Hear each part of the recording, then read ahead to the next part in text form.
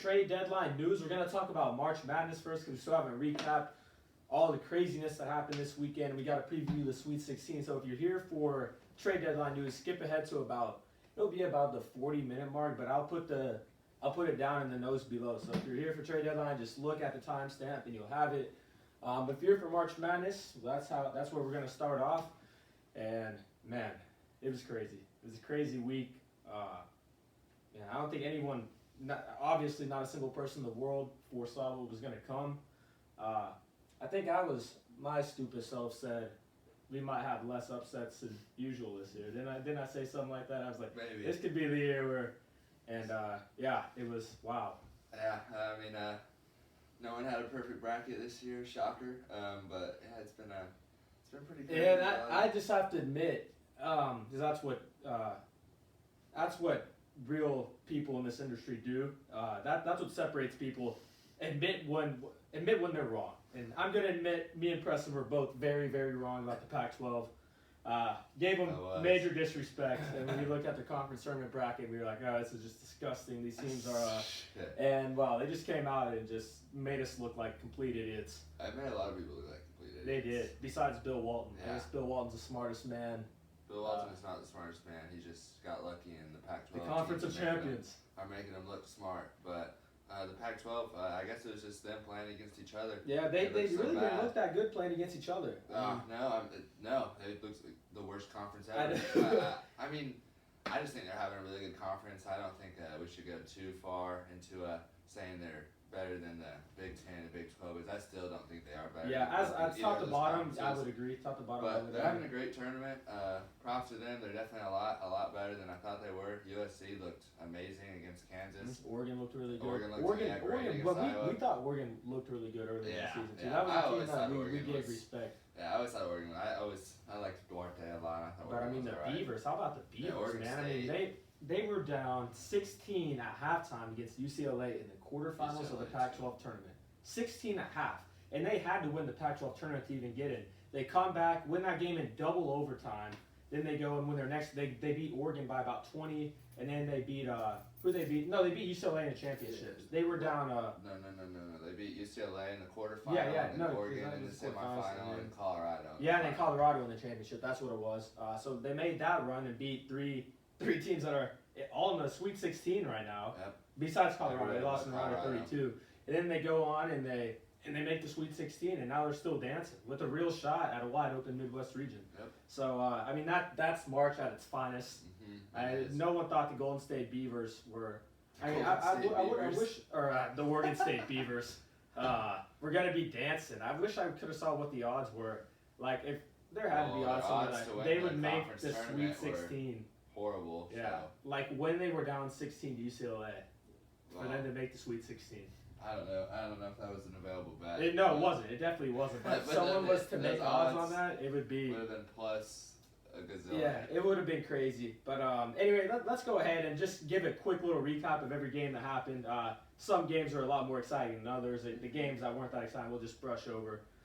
Starting with the first four, Drake, Wichita State. That was an ugly game. Drake got it done. They moved on to the next round. UCLA, Michigan State. I was very shocked to see Michigan State get bounced in the first round and their season end like that. I thought it was a team that definitely had a portion of a draw where they could have made a run. And if they would have won this game, they probably would have. Looking back on it, if they didn't choke this, they probably would have beat. They had a good chance to beat BYU. Then they definitely would have beat Abilene Christian. If they could have closed out this game and not choked it away in the second half, they'd probably be in the Sweet 16 right now. Another MSU Izzo story. They definitely would have beat those scrubs from BYU. Definitely would have beat Abilene Christian. I don't know if I would have went as far to say they definitely would have beat BYU. BYU sucks. BYU had it. They did have a bad game. That's very disappointing for BYU. They suck. UCLA. They dominated them, but in the first four game, Michigan State. They went up in the locker room at halftime, up 11 points. They had that little altercation with Izzo, and I forgot what the player was, but they had that little altercation, and I think that may have just flipped the switch with this Michigan State team. They came out in the second half, a little flat. UCLA came out. Just playing better basketball. It was like the better basketball team in the second half. And they came out and they got it done. Yeah, and they did. Moved on to the tournament. Yeah, I don't know how old Tom Izzo is, but I just feel like he's not.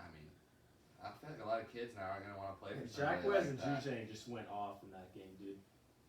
Yeah, those two are Some snipers. yeah. Sure, some snipers. Juzang went off against BYU. Yeah.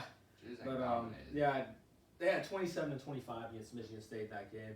That was a really good win for UCLA, comeback win. But moving on, the first game that started off when the tournament really started was Virginia Tech and Florida. Virginia Tech, it looked like they were going to win this game for a while up until about the 8-minute mark of the second half. They had a decent sized lead.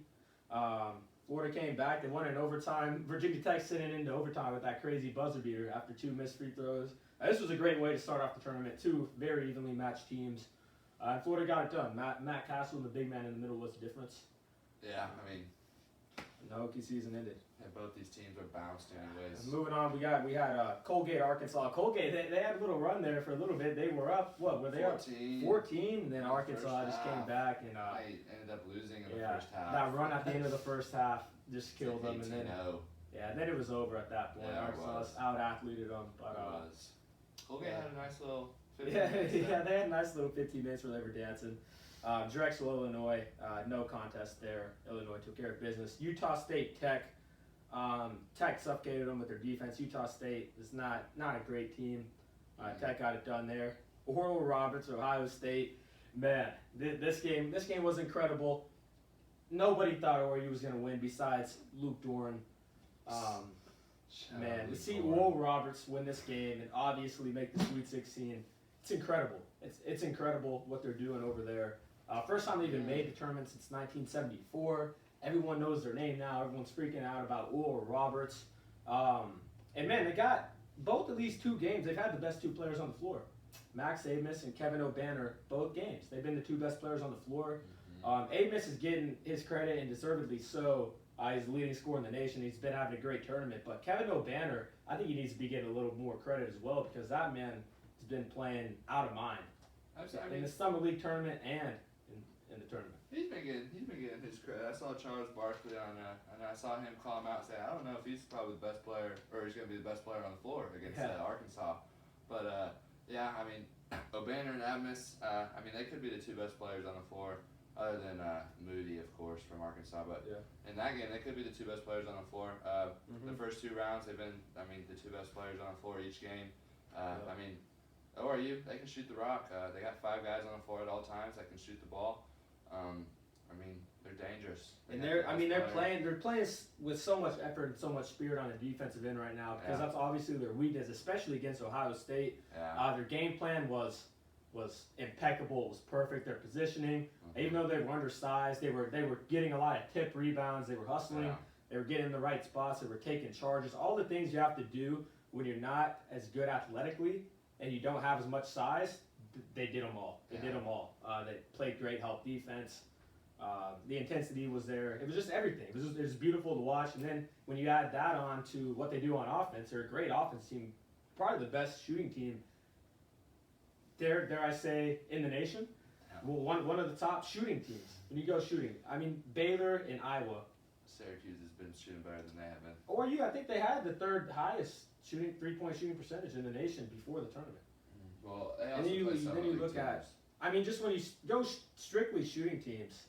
They can no doubt shoot the ball, but in the tournament they haven't been shooting as well as they have in the regular season. No, they haven't. They've still been winning, which has been crazy. Yeah, but it's just, I don't know. The level of competition is definitely different. But Ohio State had chances to Dwayne Washington, win the game. They had Liddell was at the free throw line. I'm pretty sure to ice it, and just I think he clanked in front of it 1-on-1. But yeah, Dwayne Washington. I think that was like 50 seconds left. They left 1. Yeah, Dwayne Washington was rough down the stretch, but he's a great player. I felt bad for him, man. I felt bad for him. That was a really bad way for his season to end. It was a great season. Great season for Ohio State. This had to go down at the hands of Will Roberts, man. Tough. Then we got Baylor dispatched Hartford. Loyola, Chicago, Georgia Tech. It's too bad Moses Wright went on the floor, because if he was, this would have been a great game. It still was a good game. It still was a good game, yeah. And you see how bad of a job the tournament did here. After Loyola Chicago goes on and beats Illinois by more points than they beat Georgia Tech without Moses Wright, both of these teams just got screwed. Illinois got screwed too, playing the winner of this game in the second round. Illinois got screwed. You don't think Illinois got screwed No, playing they Loyola were- Chicago in the second round? They got absolutely screwed. Oh my God. They got screwed. Whatever. Oh, Loyola they Chicago should've was won. not an 8 seed. They were a 4 seed. They should have won, yeah, but they got screwed. Well, everybody's saying Illinois is the best team in the country. I didn't hear anybody say Illinois got screwed before the tournament. I did. Now, I said they got screwed. I said they got screwed before the tournament. Go back on this podcast. I said Illinois, Loyola Chicago, Georgia Tech, they all got screwed. You can say Loyola and Georgia Tech got screwed, but Illinois is your 1 seed. I don't know. I mean, Loyola's obviously really good, but I think they just played an insane game against Illinois. We'll have to see how they do against. They Oregon State. did. I mean, so how are you going to tell me Illinois doesn't get screwed when Loyola Chicago, a really good team, just plays an insane game? And Illinois lost. They got screwed. I mean, they should have played better and they should have won. But, got screwed. If they would have played, Got if screwed they would have played playing Wisconsin, do you think they would have lost? No, if they Maybe. would have, no, they wouldn't have lost. If they would have played any other 8 seed, Whatever. if they would have played OU, would they would have lost? Probably not. They scored LSU, 60 points and probably not. lost to an 8 seed. They lost to the best. Some They lost to the mid-major best Loyola Ken Chicago. Palm defense in the nation, who They was lost to somehow fucking seeded as an whatever. 8 seed. Because they're Loyola Chicago and they play in the Mountain or the MAC or whatever they play in. That's just because you don't watch your games and you don't look at the stats. Oh my God. This team is a Final Four team, a Final Four experience. This team was a top 10 team in the country all year long. Well, you should all have been. year Why, long. you should have been banging that bell, man. I mean, I'm hearing it now, but I think you had them getting bounced and around. I did. I mean, I thought Illinois was going to beat them. I mean, Illinois was, I thought, a top 5 team in the country. I think Loyola was top 10. Hence, why both teams got screwed. Whatever. I don't think Loyola's a top 10 team in the country. I know they're having a great run, but I think we're putting a little too much stock into them after the Illinois one. But a great win by them. No doubt. Fair enough. I think they're We'll see. getting every ounce of respect that they deserve. But after that, we got Oregon State, Tennessee. Oregon State is 9.5 point dogs going into this game. Tennessee, pretty embarrassing way to lose. Rick Barnes and all that talent. I mean, they had 3 future NBA guys on the roster. Tons of athleticism. It just goes down, not swinging. Just go down. It's kind of summed up their season, honestly. No offense. Yeah, no offense, all defense, and they couldn't stop the Beavers No. that night, who shot 10 for 21 from 3. Yes, sir. Moving on, we had Liberty, Oklahoma State. Liberty was a good team, man. They played hard. They just couldn't get it done. They didn't have as much athletes as Oklahoma State. We had Wisconsin, North Carolina. This game was a surprising one. I thought this game was definitely going to come down to the wire. Wisconsin just gave them the work from start to finish. They looked like the Golden State Warriors there from beyond the arc. North Carolina looked like shit. They did look like Brad shit. Davidson was dropping 30, man. Yep. I've 13. never seen him score more than 10 points, and all of a sudden he's scoring 30. That's what he does, man. That's Brad Davidson. Oh my! Wisconsin was honestly, like, I swear, the worst team I watched all year, and of course they just hammer North Carolina all of a sudden. Well, I don't know what happened. North Carolina can't shoot the ball. 2 are relying on their big men. I mean, personally, would you rather have great big men or great guard play? Me personally, I'm taking great guard play every time. North Carolina, I mean, just look at these teams that can't shoot the ball, and it's just terrible to watch. Well, I mean, because that's the Inside thing out. when you have great big men, but you don't have great guard play. You can't even really get the ball into your big men. Yeah, it's North Carolina. They had just probably Because that's the thing. Because great big men cannot make mediocre guards look good. Great guards can make mediocre big men look So good. I feel like North Carolina, they had probably the best display of big men in the country. I mean, they had 4 very good big guys. But yeah, that's how they end their year. They ended the year. I mean, they played pretty well towards the end of the stretch. They did. The tournament game against Wisconsin, just caught Wisconsin on a good You know, night, I guess. Walker Kessler's transfer. Yeah, I That's saw that. big white dude, sitting Yeah. about 7'2". He's It's gonna be interesting to see where he ends up. Yeah, he's a good player. Yes, that's Good one of the program transfer happy. portal's loaded. That's Yes. what you got to keep your eye on. Marcus We Carr's might have to make transferring, too. Yeah, He might go to the league, but also we're gonna have to he's make got just a transfer portal episode, and just Yeah. where all the transfers are, where they might go, Yeah. where they should I'm go. interested to see where Marcus Carr. I hope Marcus Carr goes to another. I hope he doesn't declare. He plays college basketball. Yeah, I want to here. see him play college, On a not good grind team. it out in the G League and Yeah. work his way up. I want to see him. Yeah, play one more year. Me too. One more year in Houston college. destroyed Cleveland State. North Texas beat Purdue in overtime. Very disappointing loss for this young Purdue team. They had a region of opportunity, to say the least, to definitely make the Sweet 16. Couldn't get it done against the Mean Green. Yeah, Yeah, Purdue's got so many young guys. I'm pretty sure they gave freshmen just in accumulation. They were giving freshmen 47 They're minutes per one. game. They're like sophomore, one of the 20. youngest teams in the. No seniors got any minutes. So yeah, I think Purdue.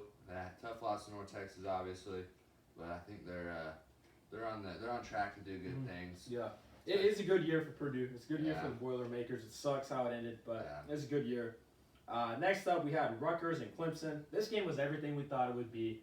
Dog fight. It's close the whole time. It was a rock fight and a dog fight. It was both of them. But Rutgers pulled out at the end. They had a couple big shots, made a couple big plays, and moved on. And Syracuse, San Diego State. Man, this game is not how I thought it was going to go. You have to give Preston credit. He predicted Syracuse going to the Final Four, and they're still playing basketball. They're still playing basketball. Buddy Boeheim was ridiculous in this game. The zone, just as it does so often in March, San Diego State, they were not prepared for this zone.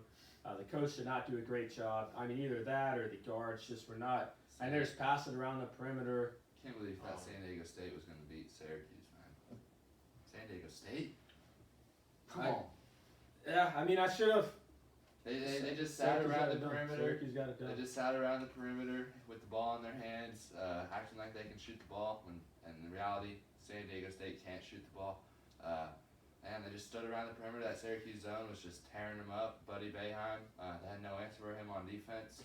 And Syracuse got this done really, really easy. It just wasn't competitive ever. Villanova beat Winthrop. Winthrop, everyone's darling. And they looked all right, but Villanova, when you got a week to prepare with Jay Wright, tremendous head coach, and the fact that they're still playing, just a testament to how great of a coach he is. Losing their best player, you know how hard it is to lose your best player, your point guard, a week before the tournament, and then still make the Sweet 16. They've kind of got a cupcake draw. I'm not gonna lie, they played a 12 and a 13 seed. Yeah, no doubt, but still, to make the Sweet 16 without your, that just shows Jay Wright's a great coach. I mean, Jay Wright, no doubt, he's a great coach. But I think they play Baylor this weekend. We'll see this weekend. Yeah, I don't think they have much of a chance to beat Baylor without Connor Gillespie at all. I think that guard play, the mismatch there. But we'll preview all the Sweet 16 matchups in a little bit. West Virginia beat Morehead State. Morehead State hung around like a tough team that they are, but just couldn't get it done against the Mountaineers. We got Colorado, Georgetown. I'll probably try to make these a little faster. Colorado, Georgetown. Colorado whooped that, smacked that. Georgetown, it was a cool story that they made the tournament. That's great. Buffaloes would not miss. Kind of felt bad for Georgetown. Seriously. 16 for 25 from 3. Yeah, I don't know. Absolutely Who was going to beat ridiculous. Buffalo that day? No Georgetown definitely wasn't. No one was going to beat Buffalo. Georgetown definitely fucking won. Florida State beat UNC Greensboro. They hung around, just didn't have the size, athleticism. Eastern Washington and the Groves Bros, they got out against Kansas. They got out to an early lead. And I could see why now after Kansas just got smacked by USC. Kansas had those COVID issues. They had the COVID issues, and then they had the injuries at the wrong time. And on top of that, it wasn't one of the better. It was better Kansas teams. When you combine that with things weren't going in the right direction for Kansas heading into March this year. No, they weren't. They weren't at all. It was unfortunate. But they did beat Eastern Washington in this game. We had LSU St. Bonaventure. LSU got it done. This game, I don't even really remember this game. Another transfer. Much. Miles Johnson. Oh, yeah? Big guy from Rutgers. Yeah. 15. He's pretty good. I thought I just said he's coming back. He said he's transferring. So he'll graduate and transfer. Oh. So he'll get a year somewhere. Should be in significant demand. Excellent intangibles. John Rossi. John Rossi, the man. Michigan gave it to Texas Southern. Actually, 16 points. Creighton, UCSB. This is a heartbreaker for UCSB. They were this close, man. They were so close to pulling this one off. At the buzzer, they had a chance. Creighton? They had a tip in for the win. They had a good shot for the win. Sweet 16, man. That's some garbage. Survived by the skin of their teeth over UCSB. Yeah, and then I'm not sure UCSB wouldn't win in a series against Creighton. Creighton? They're the worst. I don't know how. We're going to reseed all these Sweet 16 teams. They'll be number 16. We're going to reseed them. They'll be and number see 16. what we got. Creighton. 16. Alabama beat Iona. Iona, man, shows how great of a coach Rick Pitino was because Alabama absolutely smacked Maryland. He had Iona in the game for the majority of the game. So, I mean, if big schools, they might not hire him because of off-the-court issues. But if someone just really desperate for a coach that will win you basketball games, Rick Pitino. he is your guy. He is your guy because he is a phenomenal basketball coach. There's no doubt about it. I don't think anyone would deny that. Yeah. No, you can't. This is another game I have absolutely no memory of. Did this game even happen? USC and Drake? Yeah. It happened? Or did they just put a score up there and say It that? happened. We were watching it. Oh, yeah. Who was on that TV right there? I remember watching it. Maybe I just wasn't paying attention because it's just not a good game. 72-56. Yeah, Drake USC was on top the whole time. Iowa Grand Canyon. Iowa took care of that one. Maryland UConn. Disappointing to see UConn go out like this. Thought they had a chance to make a run. They just didn't bring it. They just didn't bring it tonight. And everyone knew that Maryland had a good chance to win this game. Could have gone either way. I think everyone kind of wanted UConn to win because they knew that they would have gave Alabama a better game than Maryland did, no doubt. Definitely. But the Maryland defense, it was just too tough to score on. UConn couldn't hit shots. Book Knight played terrible. He did. Book Knight played terrible, and he didn't get any help. Everyone else playing. Yeah, UConn played a bad game. They did. They played a really bad game. Yeah. Disappointing end of their season. Ohio beat Virginia. This is an upset that a lot of people picked. Jason Preston was really fun to watch, man. Incredible story. Didn't get one offer coming out of high school. Supposed to his AAU mixtape. Have you heard the Jason Preston story? Yeah. Great story. I don't know. After watching him in March, that'll be an NBA player. I think that might be a little bit overblown. But man, he plays really hard, and I loved how he crashes the boards. He was playing super hard at the end of that crate game. He was. He's playing his balls off. Yeah. I respect that. So great for that kid. Virginia, another team with COVID issues. Both teams with the COVID issues coming in. Virginia and Kansas both got bounced early. It's typical Virginia loss, and it was close. I mean, all Virginia games are close. It doesn't matter. They can't score. Another team, it's tough for them to score. The Hauser brothers, man, that both transferred to Virginia and Michigan State, and both got bounced first round. Well, Sam Hauser, Sam is the older one, right? Yeah. Sam's pretty good. Joey, on the other hand, he's soft. Kind of looks like a baby at times. Izzo definitely gets in his shit. UCLA beat BYU. They controlled this game from start to finish. BYU could not make a jumper. 2 for 17 from 3. UCLA was just the better team. They were the better team all day. I don't think that would be the case if that played again. Alex Barcelo was really the only one doing anything. I respect the effort that he gave. Harms, it was your typical Matt Harms disappointment. Yeah. BYU sucks. I mean, they really had nothing outside of Barcelo. I was trying to say this to Trajan before the game. Matt Harms, he's a little softy. And in the game against UCLA, a little softy he was. He was getting softy. bullied He was down dropping there. the ball. Big 7'3" guy, and he can't handle a little 6'9" guy. I mean, he's just not very good. Harms always got it going for him, his size. Nothing else. I don't even want to talk about this one. Abilene Christian beat Texas. I mean, what the hell, man? How did Texas lose to Abilene Christian?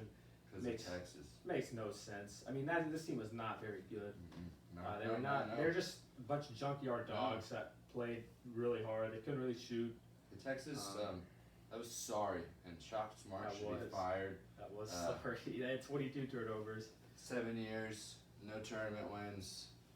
Abilene Christian shot under 30% from the field and 3 for 18 from 3. Yeah, under 20% from 3. I saw some statistic. It was like something ridiculous. Like teams that had done that, had shot like that, or like 140, and then Abilene Christian, of course, shoots like that and wins.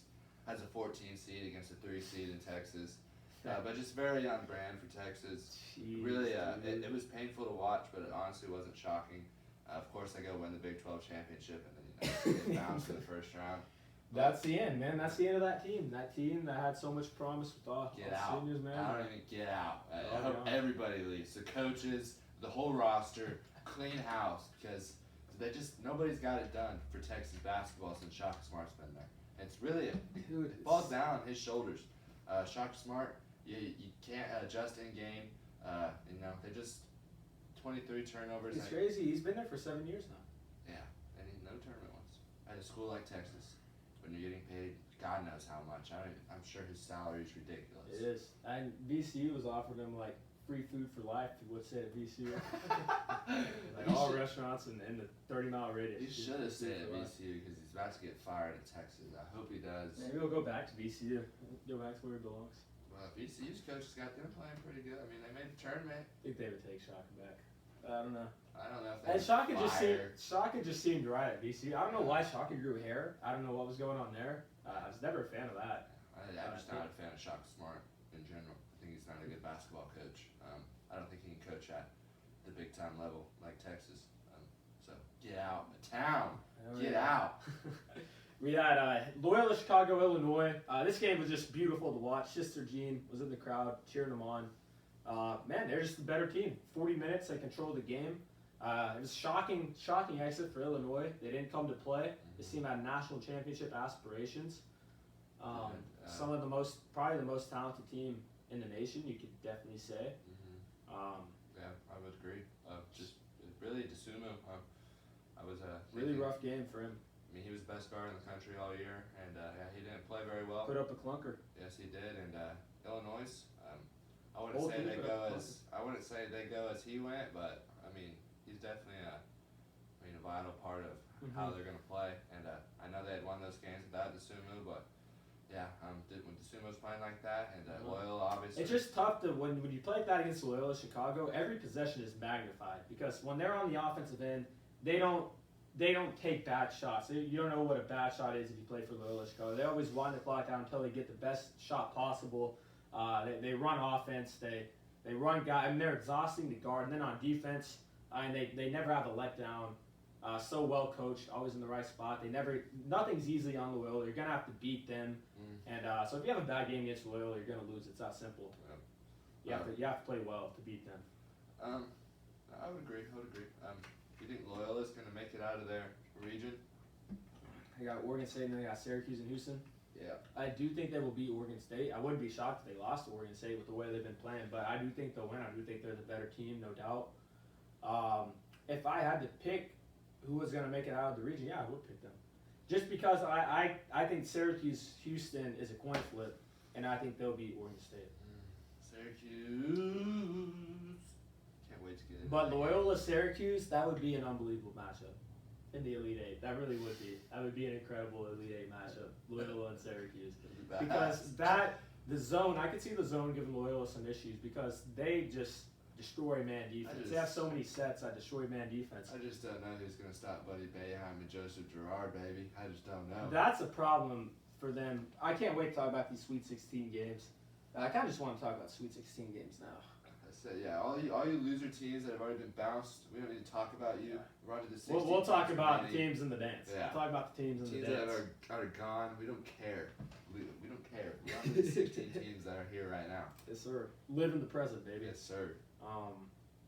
Seeing if there's any games I really need to talk about. No, because Monday is just a bunch of arse whoopings. Monday. Yeah. Monday. Yeah. Arkansas Tech. I do want to talk about that game for a little. And Syracuse, West Virginia. Tech, man, they really heartbreaking loss for Tech. They would have played Oral Roberts if they won. Would have had a wide open draw. And man, you missed the front end of a 1-and-1 in 2 layups, and you lose. It's really that simple. And the ref missed the foul call on the last layup, and he still should have made it. Yeah, you missed front end. Mac McClung, mind you, misses the front end of the 1-and-1, and then they missed 2 gimmies. Missed 2 gimmies at the end. They had every chance to win. They should have won. They're the better team, in my opinion. I would have been It's close, but I thought Tech fan right there. Oh yeah, no doubt about it. They had multiple chances to win the game at the end, just couldn't. And just didn't get it done. Wasn't meant to be, I guess, for the Red Raiders this year. Yeah, Mac McClung missing that front end, that 1-on-1. Yeah, it's really tough. I mean, if you could go back and do it again, I think you'd want him at the line shooting your 1-on-1. Anybody on your team, but it just wasn't meant to be for Texas Tech. How about the Rutgers collapse against Houston? They were up 9, about 4 minutes left. I don't think. I think it's very on brand for Rutgers. I just don't think Rutgers was ready for the moment. No. I think the moment was too big for them.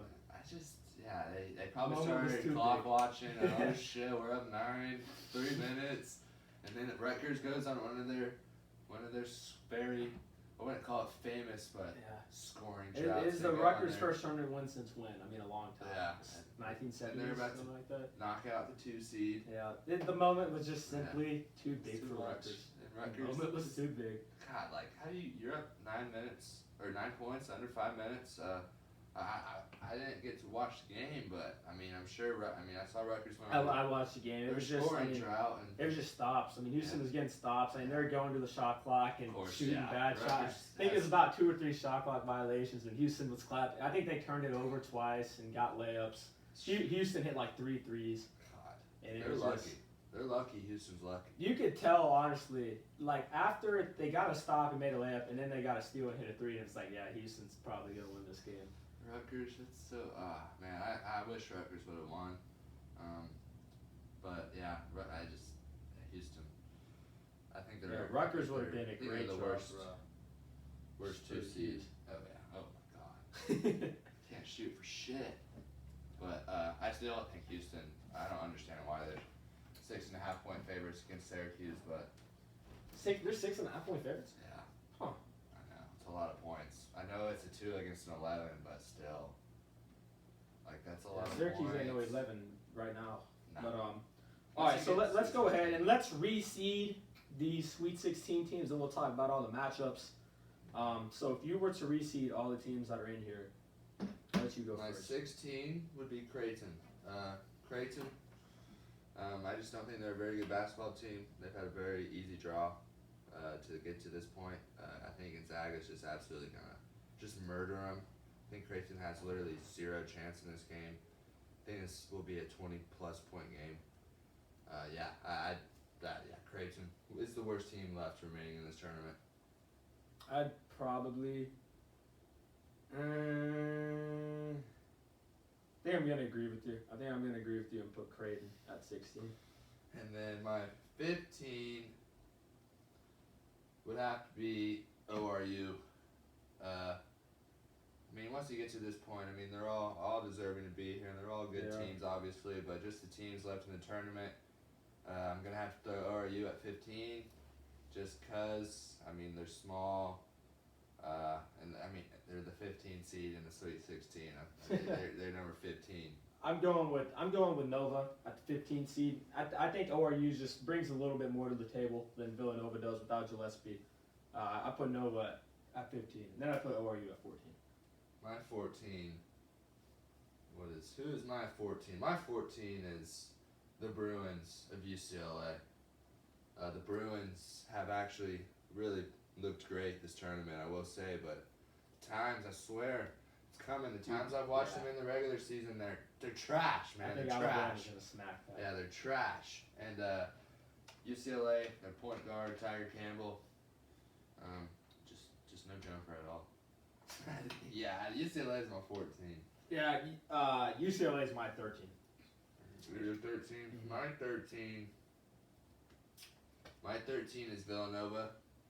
They would be a lot higher if they had Gillespie, but they don't have Gillespie, and they've also had a very easy draw to get to this point.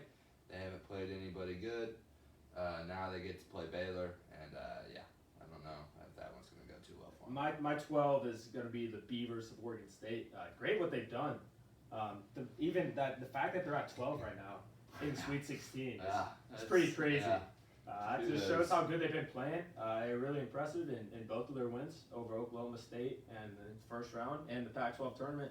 So yeah, I got them at the 12th spot. My 12th best team remaining in the tournament is also Oregon State. They look great. I was shocked they beat OSU. That was a really impressive win, actually. And I mean, they're playing good basketball right now. Them against Loyola should be a good one. I'll throw Oregon State at that 12 spot. Fair enough. At 11, coming in at 11, I got the Qs. I got the orange. Playing great basketball. Buddy Boeheim, Joe Girard in the zone. Tough to beat in March. You see them here in the Sweet 16 at the 11th spot as an 11th seed. Marvelous what they've done, and we'll see if they can continue their run against the Cougars. My 11th spot is going to go to. It's tough. This one gets tough. My 11th spot is probably going to go to USC. I know they looked fantastic against Kansas. I just personally, I know the Pac-12's looked amazing, and USC is playing another Pac-12 team. But I mean, I've watched these teams throughout the year, and just USC, they have issues. The Mobley twins are great. If not Evan, but if his brother can play like he did against Kansas in these remaining games, USC is going to be really, really good. But I'll throw put USC at my 11, but they look good right now. All right, my 10, it's going to be the Arkansas Razorbacks, the must bus. This team can play, man. This team can really play. They play really fast. They got guys that can, they play, I think, 9, 10 deep. They get up and down the floor. Led by Moses Moody, going to be a top 5 pick in the draft this year. This team is no joke. I got him coming in at 10. My 10 is going to be... These are the top 10 teams in all college basketball. So when we get into these 10, these 10 are... 10 Loyola. Loyola, they had a great opening 2 rounds for them. They get Oregon State this weekend. They look fantastic. Crutwig's a beast down there. They got Final Four experience. Put them at my 10 spot. Fair enough. My 9 spot, it's going to be the Wolverines of Michigan without Isaiah Livers. This team is still good without Livers, make no mistake. That's why I got him at 9. I do think that there's 8 teams better than them right now. Not by much. They could definitely beat any other team. They could go and they could win. I don't think they can win the national championship, but they can win their region without a doubt. They could beat Florida State, and then they could beat the winner of who else is in their region? It's UCLA. They could beat Alabama. No doubt about it. They can make the Final Four. I don't think they could beat. I don't think they'll beat Gonzaga in the Final Four. Yeah, but yeah, I got the Wolverines coming in at 9. My 9 spot's gonna go to Arkansas. Arkansas, they're lucky to even be here right now. Texas Tech and just blow the 3 chances they had to win the game. They wouldn't be here. Arkansas, I think this is a great matchup for ORU right here. Both teams like to get up and down the floor. I think ORU will lose this week or not ORU, Arkansas. But I'm gonna put them at my 9 spot. They're playing great. They've been playing great since last month. So yeah, I'll throw them at my 9. All right, fair enough. My 8, it's going to be the Florida State Seminoles. I think it's the perfect spot for them. You got them at 8 because they could beat any of the 7 teams below them. They could lose to any of the 7 teams ahead of them. Man, this team, it's the most athletic, the longest team in the nation. I do think this could definitely be the year where Lenny Hamilton gets that squad into the Final Four. Man, this team could, like I said, they can win any night they show up on the floor. They can lose. They got 9 guys. They could split up into 2 squads and beat teams. Man, this team, I love watching this team, honestly. They make everything hard. It's just different. Like, when you watch a Florida State game, it doesn't feel like you're watching any other game. It's just a different feel. It's just a completely different game. They slow the game down. It's just, their offense is weird. It's just going to the rim, offensive rebounds. It's fun to watch. I got Seminoles coming in at 8. At 8, I'm going to put Houston at 8. Houston, the 2 seed. I think they're the worst 2 seed in the tournament. Gerard, or whatever his name is, he's dealing with some hip injuries. They're great defensively. They're good offensively, but they're playing the American Conference. Rutgers gave them everything they wanted. And I think this weekend they'll also struggle. I think they get bounced. But I'm going to put them at my 8. They're right there in the middle. Fair enough. Okay, so I made a mistake here. I completely forgot about Houston. I put Houston at my 10, right above Arkansas. So I got Houston at 10, Arkansas at 9, Michigan at 8, Florida State at 7. That's what I got right now. My 7 is going to be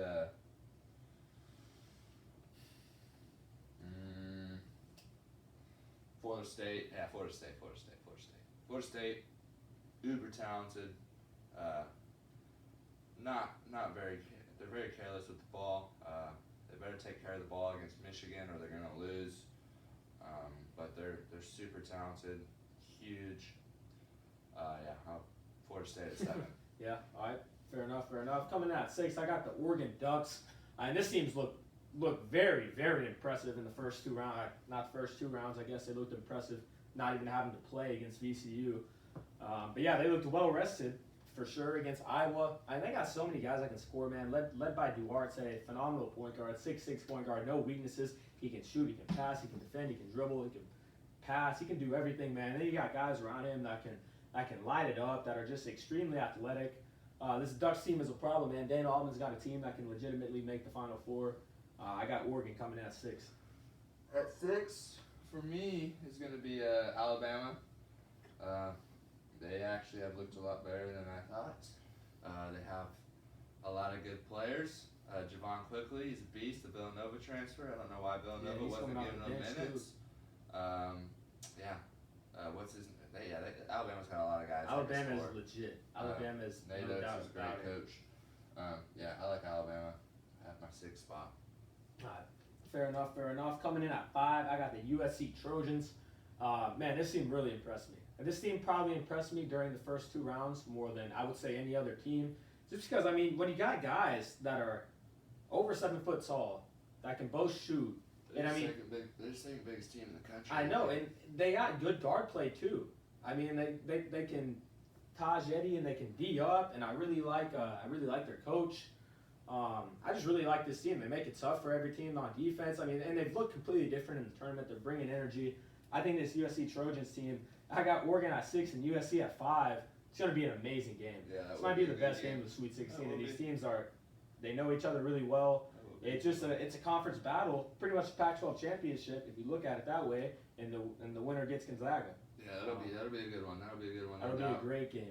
And I got I don't know, I got Oregon at 6, USC at 5. Anyone could win. That's going to be a crazy matchup. But yeah, a lot of respect for both of those teams. Coming in my 5, I got Michigan. They gritted out a tough win against LSU. I think they get the win against Florida State. No liver sucks for them. But I think Michigan, they got guys that can step up. Yeah, and Dickinson's one of the best centers in the country. They have 2 very capable guards. Yeah, Michigan at 5. I think they're getting a little too much. They're getting discredited a little too much because they don't have livers.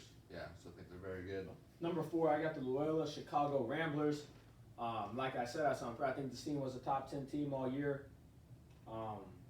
And I think this team is the best defensive team in the entire nation. Just the way they play. Never take a possession off. They're so disciplined.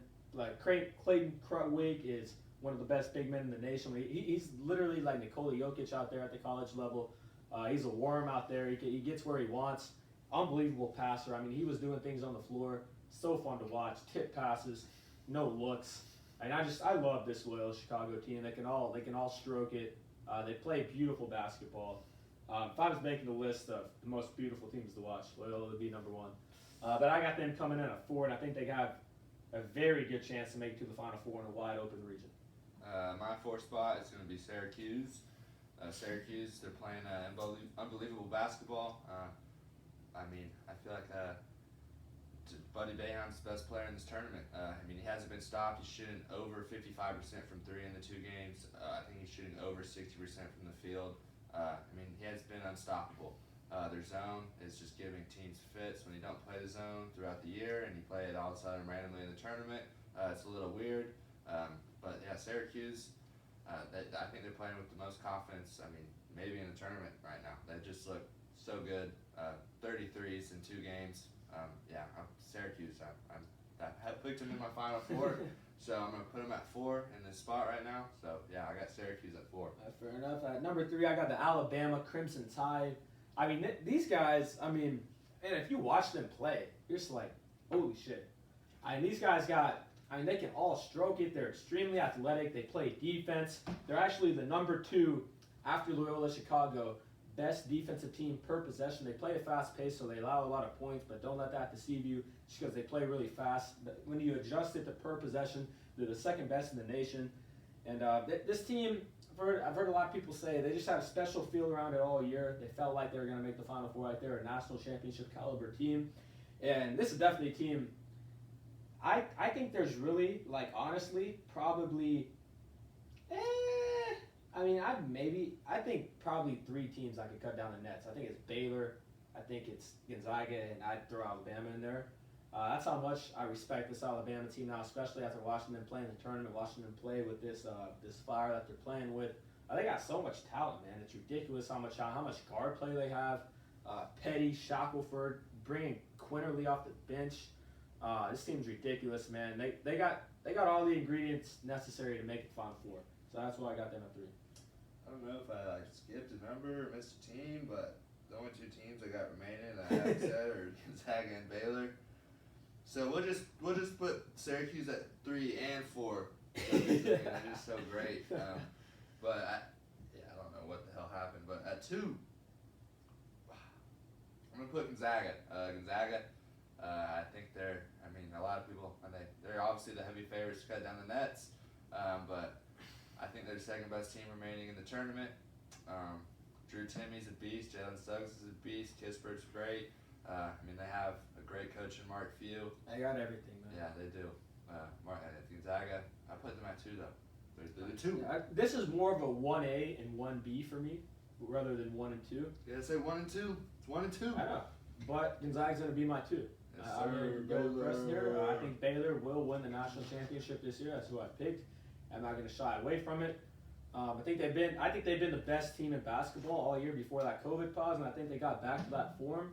I know Gonzaga was doing it in the West Coast Conference, but Baylor, people forget, before the COVID pause, was undefeated in the best conference in basketball, beating teams by double digits, all really good teams by double digits all year, and it looks like they got back to that form.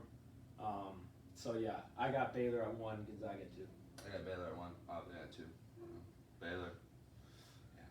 So let's go ahead and let's preview the Sweet 16 matchups. It's going to be 46-minute mark, right? All right, so let's go. First, let's go with Gonzaga Creighton. I think Gonzaga's good. Creighton doesn't have the bigs to handle them. Creighton always has a chance if they just shoot, 18 for 25 from 3.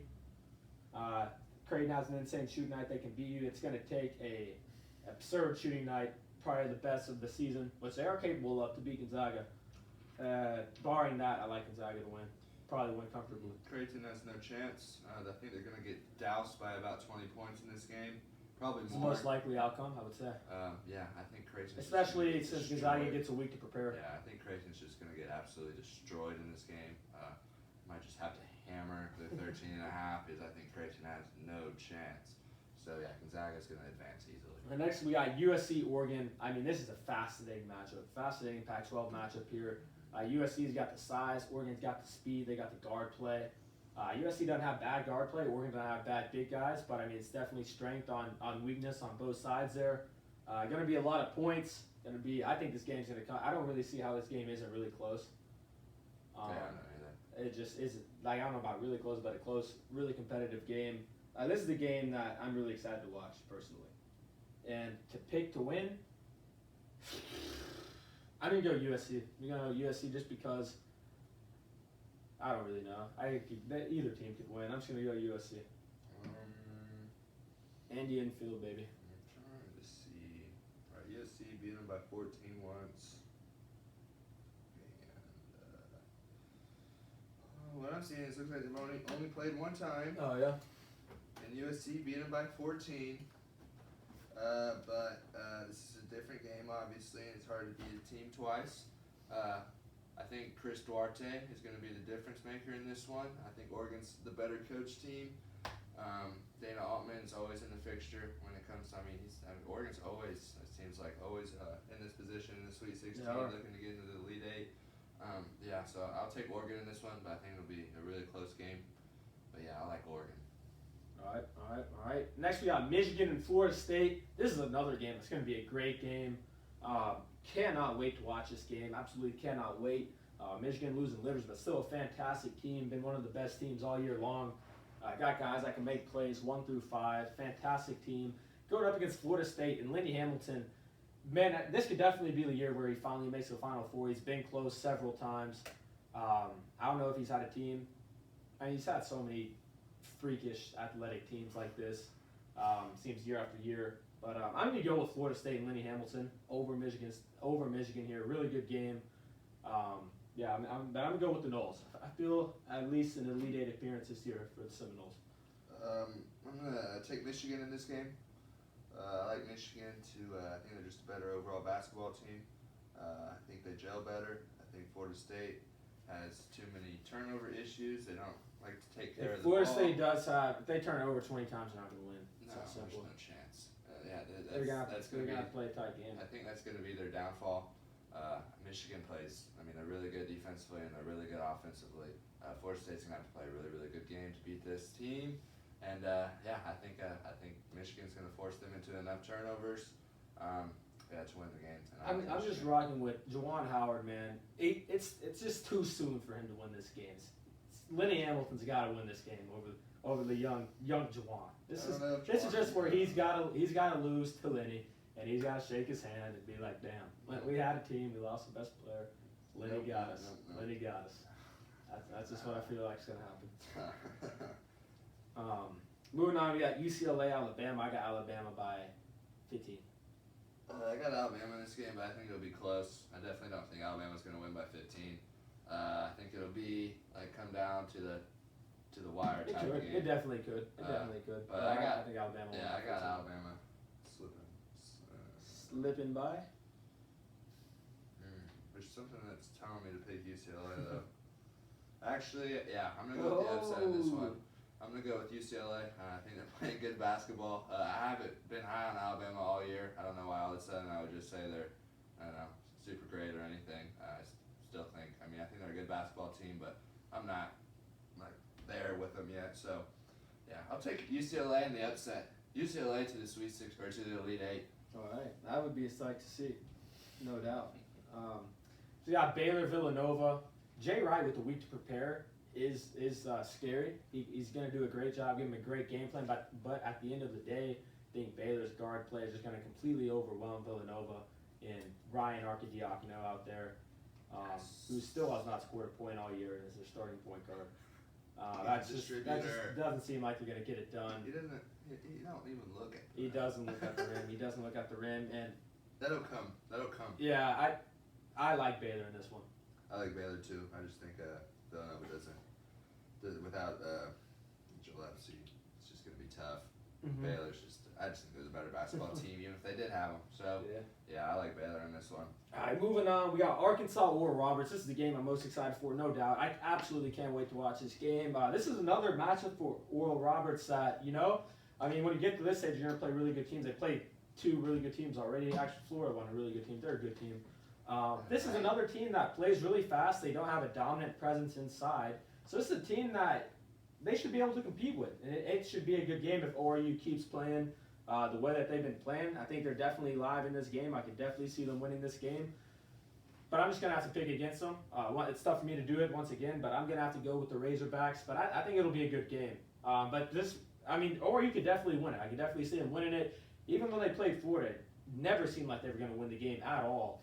They're down 10 the whole game, and then something turned. They got a couple shots, loose balls, and they pulled it out. Yeah, and I can see that happening again, but it just didn't feel like they were going to win that game at all, the whole time. And then they did. It was crazy. I'm going to take ORU in this game. The matchup really good with Arkansas. Arkansas doesn't have a huge paint presence for ORU to have to worry about. They both like to get up and down the floor. All it takes is Arkansas to shoot the ball. I mean, not very well. And Arkansas's lost a couple games this year by 40 points.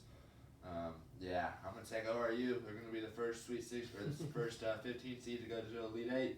And then they're one game away from the Final Four. Yes, sir. ORU all the way. That'd be crazy. ORU in the Elite Eight. That's just insane. Then they play Baylor. That is insane. I don't know if I can pick them against Baylor. Baylor.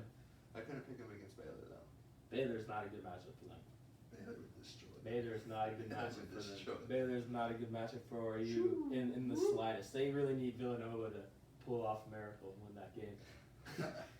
Elite Eight, ORU winning the Elite Eight is basically winning the national championship. I feel like ORU, against Villanova would be tough, too, because Villanova's got some guys down there. That's basically winning the national championship for ORU, making the Elite Eight. Honestly, being in the Sweet 16. Making the tournament was huge. Yeah. That's like when they made the tournament.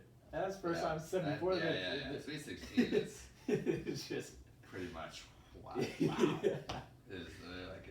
basically won the national championship. That's what I'm saying. Already done it. Already. It's icing on the cake. Dude, Florida. Everything's been icing on the cake. They're just adding just decorations on the cake now, like strawberries on the cake. They are. It's just good for ORU. I know, it's amazing.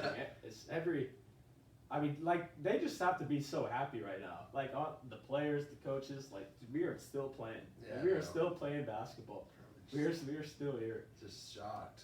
Wow. Banner said he packed enough to stay for the whole month.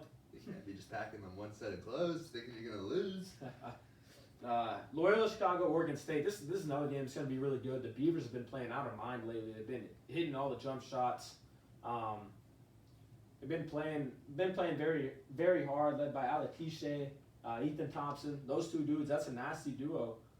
This team's talented. This team can play.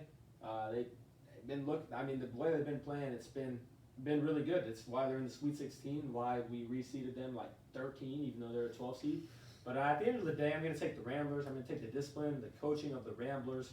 I'm going to take this offense, this defense. I think it will be a good game. I think this game will be very similar to the Illinois game. I think Loyola will just kind of handle them. And I think they'll just kind of have a slight lead, probably 6-8 points throughout the game, and maintain it and pull away, win the game. I'll take Loyola in this game too. I think Orange State's run comes to an end here. They have been playing great basketball, but I think Loyola's the better team and better coached. I think, I got Loyola winning this one. Fair enough. Syracuse and Houston. I'll let you go first on this one. Obviously, I got Syracuse. I think Houston's lucky they're even playing right now. They barely squeaked by Rutgers when they really should have lost. But I think Syracuse's zone is going to give them a lot of issues. They better hope that one dude's healthy or his hip. He better get healthy real quick or they're going to have issues. You're saying you think Houston has guys that can guard Buddy Boeheim. I don't know if they do. I was hearing that with West Virginia. They're going to get in his face. I mean, they did, but you can only hold him down for so long. Still had 27 or whatever. I think Houston, I think they're going to meet their match in Syracuse. I think this is probably maybe the best team they've played all year. And I think Syracuse is playing just fantastic basketball. They're shooting the ball extremely confident. They just look extremely confident on the floor. I'm going to take Syracuse in this one. They'll be one game away from the Final Four. Fair enough. This game, I know I've said this probably about 3 games, might be my favorite game. Just because Syracuse, I know the zone's probably going to give Houston issues. Houston's just definitely a team I can see struggling with the zone. They can hit jumpers. Like they don't. Yeah. But they do have a week to prepare. I mean, that's always nice. You have a week to prepare for the zone. San Diego State, they had a week to prepare. Hey, you can only prepare so much until you're actually out there. That is true. That is true. I mean, you can only prepare so much. Because, I mean, the scout team's not going to run it like Syracuse does, who's been running it all year long since summer practices. But then on the other spectrum, of the other side of things, Houston does have guys that will hound Buddy Boeheim and be in his ass for 40 minutes. One of the best defensive teams in the nation. Because that ain't going to work. They got guys, and they're going to be in Joe Girard 90 feet from the basket. He's going to deal with pressure constantly. This is where Joe Girard. He was dealing with pressure constantly against West Virginia too. He was, but this is even different. This is another level of pressure from West Virginia. West Virginia, they were more offensive minded this year than they have been in the past. Do this 3 times. 3 times. I have picked against Syracuse 2 times. Don't make it 3. You might as well pick 1, right? Hey, let me make my pick, man. But this is why it's just such a fascinating game, because on both sides I see points and I can see reasons why they can win. Joe Girard really is the X factor in this one. If he plays with big nuts like he did in high school and he steps up and hits big shots, he's been playing with big nuts in this tourney, baby. He has. And that's why I'm going to pick Syracuse to pull this one out. Just by 1 point. Just by 1 point, nothing more than 1 point. And usually I would pick Houston in this one, but Syracuse has been playing some phenomenal basketball. They proved me wrong twice, and they'll probably lose this game now that I'm picking them to win. But this game, man, this is a game where I'll just be so excited to watch it, man. Everyone's a winner when you get a game like this. And I do kind of feel like this is the year that Houston can make the Final Four, too, because they're always like this. Like, they're always a 2 or 3 seed in the Sweet 16, and they always just lose on a crazy buzzer beater or like a just tough loss. They always just take tough losses year after year. There's one year where they didn't get a foul call and they lost, and it was like an obvious foul. It's like, dang, that sucks. Yeah, I think this will be an intense game. This will be a great game, man. I cannot wait to watch this game. I can't wait to watch this game. Let's go ahead and pick the Elite Eight real quick while we're at it. Don't even give it analysis. Just pick it because I don't know if these games will happen. I got Gonzaga, USC. I got Gonzaga. I have Gonzaga. I got Florida State, Bama. I'm going to go Florida State. Lenny Hamilton in the Final Four. I have Michigan and UCLA. I'm going to go with Michigan in the Final Four. All right, fair enough. I got Arkansas, Baylor. I got Baylor, and I got Baylor by 10. I have Baylor and ORU. I got Baylor. Yeah, Baylor. Tough pick. Moral Roberts in the Final Four. I got Loyola, and I got Syracuse. I got Loyola in a really good game. I have Loyola and Syracuse, and I got Syracuse That's very happy. That's our final four. All right, perfect. This is running right around an hour right now. So now we're going to talk NBA trade deadline. Massive day in the trade deadlines. So many moves that were made. Let's just start it from the top. Probably the biggest move, arguably the biggest. There are two really, really big moves today. Let's start it off with Victor Oladipo getting traded to the Miami Heat for Avery Bradley, Kelly Olynyk, and a 2022 pick swap. Before I talk about this from the Miami side, I just want to say, what the hell is Houston doing? I mean, I've actually, and there actually is pretty good evidence of this, that Houston, he was a hedge fund manager, the Houston owner, and he got killed with the GameStop. He lost tons of billions of dollars, and I think he's just trying to shed salary to free the salary cap because he's struggling financially. And this is proven time after time with the Harden trade. With you just trade everyone that has salary. I mean, you traded Victor Oladipo for a bag of chips. I know because he traded Harden for Oladipo and like three picks that probably won't be that great because I mean they're Brooklyn's picks. I don't know how long Brooklyn's going to be contending. And Rodions, Curicks. I mean that's a top 5 player in the league, and that's what you traded him for. And then you turn around and trade Oladipo. And first of all, you're like, oh, you think we might make the playoffs? You know, we still got a good team. We can still make the playoffs. Christian Wood gets hurt. They completely go to shambles. And then you trade Victor Oladipo for this. I don't know what Houston's doing. Sucks. I want to pick. Houston they is suck down too bad. They do. And now they really suck too bad. What sucks for the shame. Thunder. But yeah, I don't know what Houston's doing. If I was a Houston fan right now, I'd just be furious. Like, absolutely furious. I don't know if I'd still be a fan. Yeah, Simple. honestly. I'm like, if the GM doesn't want to win, if they don't want to try to build a contender, why should I still be a fan of this team if this dude's just emptying his pockets? Seriously. Like, I'd just be so mad, honestly. I'd be so mad. Just scrubby stuff. That's what you get for Harden. Because you literally got Avery Bradley, Olynyk, a pick swap, and 3 firsts. One of the firsts definitely won't have value for Harden. And the other two, you know, they might have a little bit of value. Yeah. 2024, 2026. I mean, probably not, but maybe. They're lottery tickets. Houston's just And that's what you got for James Harden. For a while. For a while, they're effed. For a while. Yeah, I don't know. A while. The West is loaded, and they don't even have that many draft picks. Yeah. And they're screwed, man. Yeah. They're really screwed. Screw the Rockets. They need a lot of new things. Yeah. They need a lot of new bad things. for the coach. Press conference. After losing 20 games, they start to get you a little bit. But from the Miami side, incredible haul for just giving up Avery Bradley and Kelly Olynyk. Victor Oladipo, you add them to this team. Their roster now. They also made some other moves in the trade deadline. They acquired Trevor Ariza and Bielitsa, that was a very underrated pickup. That man can light it up. But you look at their roster now. Their point guard, you got Goran Dragic and Kendrick Nunn. And then your shooting guards, you got Tyler Hero and Duncan. Duncan, obviously, but Tyler Hero and Victor Oladipo. Then at the 3, you got Jimmy and you got Duncan Robinson. I mean, those are 6 players right there. Those are 6 players. And then you get to your swingmen, you got Iggy and Trevor Ariza. I mean, those are 2 dogs that you love to have off the bench that can come guard and just great swingmen that can hit shots. I mean, that's 8 right there. Then you get to the center and you have Bam, and you're looking, and it looks like they are the strong front runner to sign Aldridge. And so those are 2 guys at all 5 positions right there that can play. And then your 11th man is Precious, who's looked great so far this year. I'm always hearing the Heat are going to sign this, sign that. They always get the worst player. I was hearing they're going to get Kyle Lowry. Now they get Oladipo, and I'm hearing they're saying that they're the front runner to get Aldridge. They'll probably get somebody worse. But I think this Oladipo trade, I don't know how much better it makes Miami. I'm not a big fan of Oladipo. He gets tossed around like a toy around the league.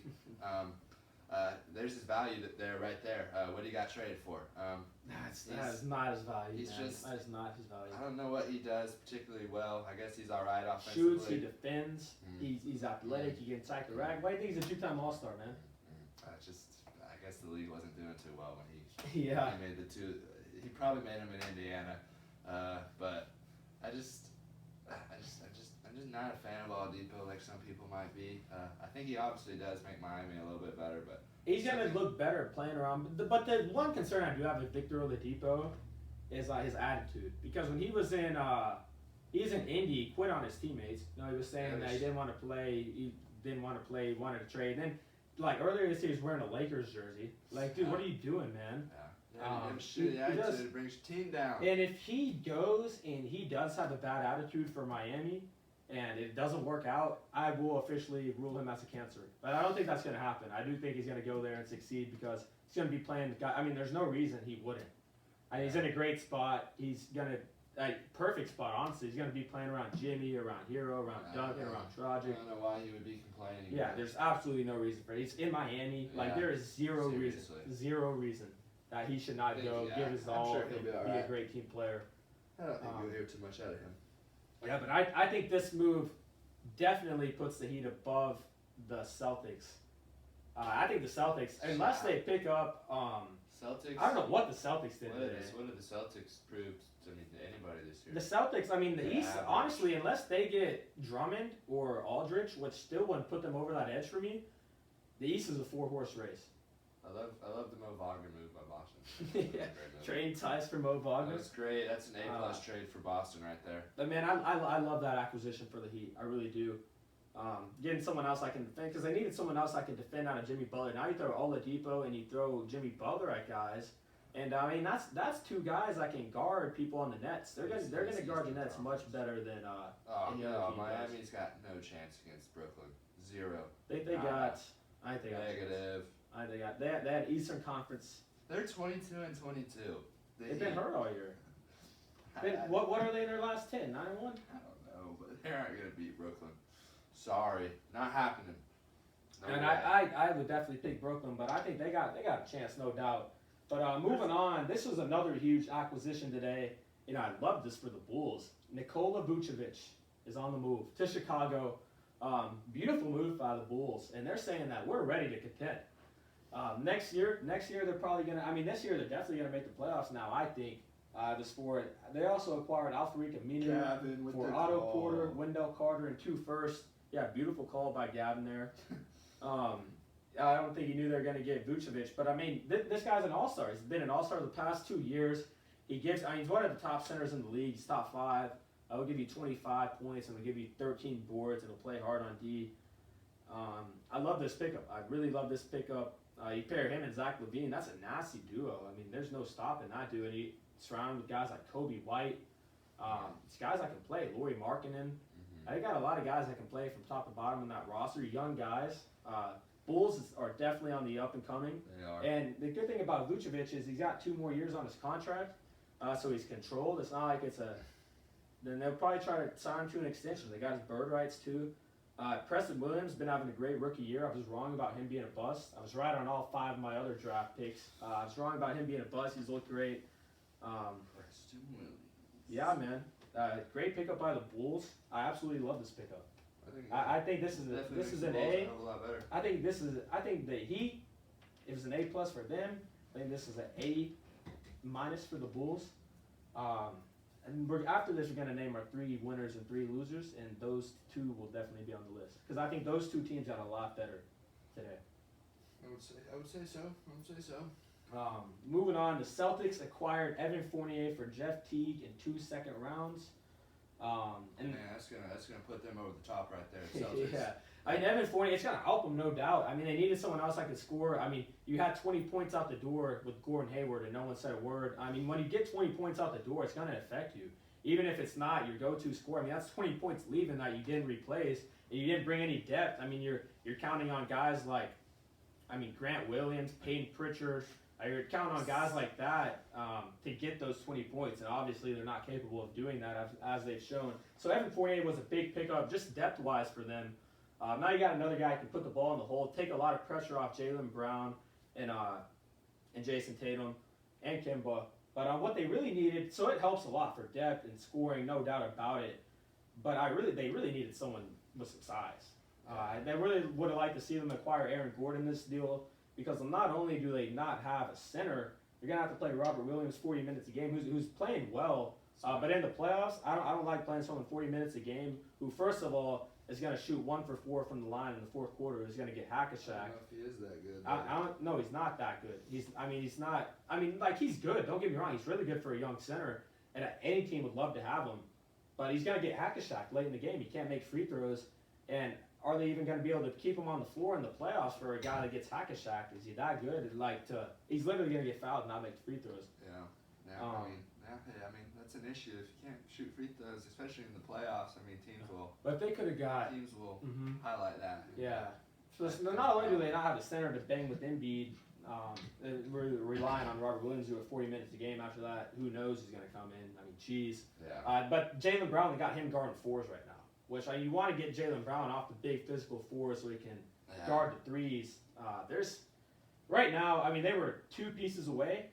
Evan Fournier was a piece, and he's a good piece. Don't get me wrong. Boston's a lot of pieces away. I feel like they've just been playing like shitty basketball. They have, but also Kimba, Tatum, Smart, Kimba is not like what he used and Jalen. They have only played like 20 minutes combined together this season on the floor. Wow, so you do have to take that into account. Kimba hurt. Kimba was hurt. Smart was hurt. Yeah. Marcus Smart's good, but Kemba Walker, he's not what he used to be. No doubt about it. I mean, he's still capable and he's still a good point guard. Yeah, but I Boston. I think losing Marcus Smart, they need to get him back ASAP. But I also saw.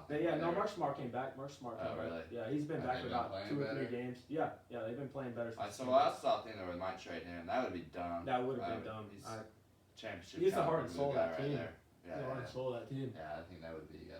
But I mean, and then they traded Daniel Tice for Mo Wagner, which makes a little bit of sense if you're going to get Drummond or Aldridge. But if you're not going to get Aldridge or Drummond, I need someone to explain that trade to me because you got a legit 5 and Mo Wagner that can go bang with the big guys, the elite big guys. Whenever Washington threw him in the starting lineup, they started to win games. Shocker. They were like 8-0 with him. He's a born winner. I've watched him all the time in college. Mo Wagner, you want that type of guy on your team. He's gonna bring it every night. The Boston Celtics got better today by adding Mo Wagner. Is that a bigger pickup than Fournier? Yes. Oh yeah. But really though, it doesn't. I mean, like they have to get Aldridge or Drummond, right? Because like, what are they doing? They didn't trade for a big guy. There are big guys on the market. They didn't make it was an obvious thing that needed to be addressed. They didn't address it. Like they have to have a verbal commitment. Maybe Whiteside got bought out.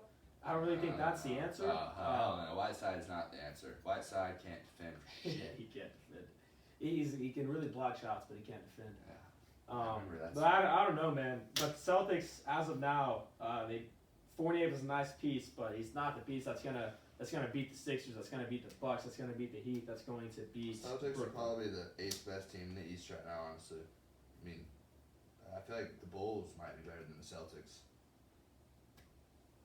Honestly, tough to deny with them picking up Vucevic. I think they're pretty close. The Celtics are 21-23. Wow. Wow, they're not even 500. They're under 500. 21-23 right now. That's kind of. And the thing is, the Pacers are on the come up because LeVert's back and T.J. Warren's about to come back, and they're only a half game, and they're going to be good when they get all those guys back. They might miss the playoffs. Because the Raptors are only. They're 18-26. But they got destroyed by the COVID. They're on a 9-game losing streak. They just got destroyed. Remember, they lost all those dudes due to COVID, and now they're back. Right. And they kept Lowry. So the Raptors got all that core still retained, and they picked up Gary Trent and Rodney Hood today. Those are 2 guys that could play. So I mean, they're going to be. I think they're going to make that play-in series. I think they'll be a factor. The Celtics better.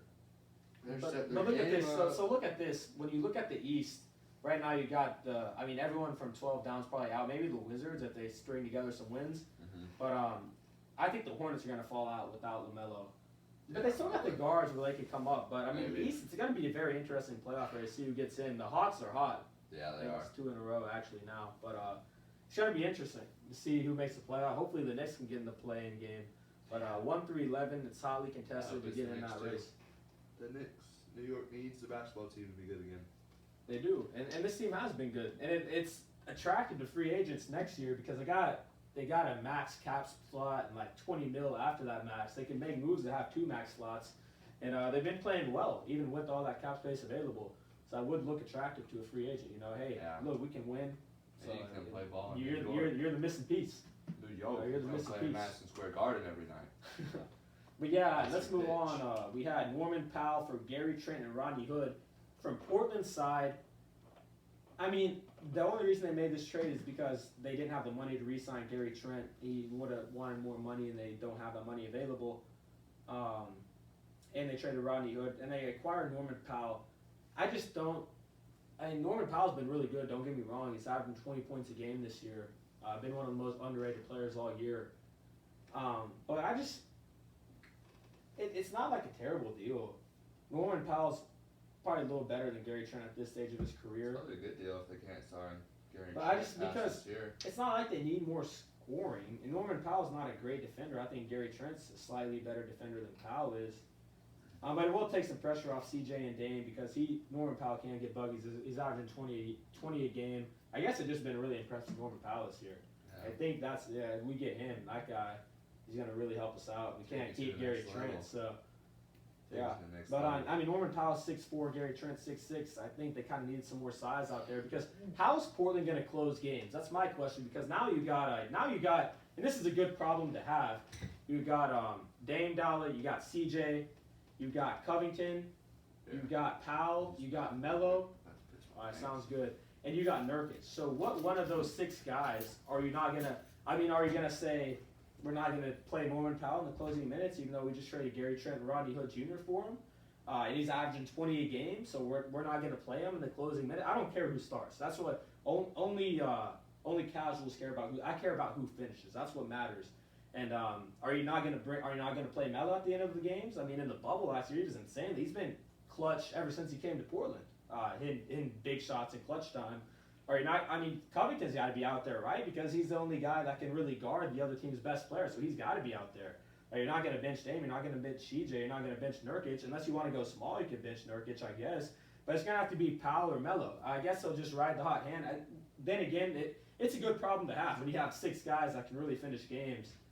But yeah, that'll be an interesting dynamic to watch. How are the Blazers going to close games? Nurkic is returning to the floor, I believe, on Saturday. That's going to make this team with Nurkic and CJ back and Powell in the fold. I can't wait to start watching this Blazers team, who was my pick to finish first in the West. Wow. Who picks that right there? The Trailblazers first in the West. Good pick, Good pick. ass. Good pick. I still think they probably would have if they didn't all get hurt. Oh, God. I wouldn't be surprised if they finished like 3rd in the West now, since they're all healthy again. 3rd and 1st or something. No, it's not, but I'm just saying I would not be surprised if they finished like 3rd in the West now. What are they right now? 6. I'd probably stay around there. I would imagine it's where the Trailblazers usually hang, around the 5, 6, 4 spot. Maybe the 7. The 8 last year. So yeah, it's actually 6, 7, 8, not 4, 5, 6, 7, 8. That's Trailblazers. But that's what I was talking about with the Blazers. It's going to be interesting for the Heat as well. How are the Heat going to finish games? I mean, it's a good problem to have with that much talent. Who's going to be the closing lineup? Jimmy Butler. Obviously, Jimmy's going to be out there. Dragic's going to be out there. Oladipo will probably be out there. Is Hero and Duncan going to be out there? Bam's going to be out there. It's going to be Bam. I put Duncan Robinson out there. It's going to be Bam. It's going to be Jimmy. No doubt about those two. Yeah, probably just change. It'd probably just ride the hot hand for the night. Yeah, probably. Matchup dependent. Yeah. You guys, it's a good problem But to have. Jimmy Butler will always be out there. Yes, and Bam will always be out there. It is a good problem to have, no doubt. And I would say, Dragic's been hurt a lot of the year, but that man is great in the 4th quarter. But I've always loved Dragic. But next, this is an under-the-radar acquisition here. We got J.J. Redick and Nicola Melli going to the Mavs for James Johnson, Wes Iwundu, and a 2nd rounder. Big pickup for the Mavs here, as if they needed more shooting. Picking up J.J. Redick and Melli.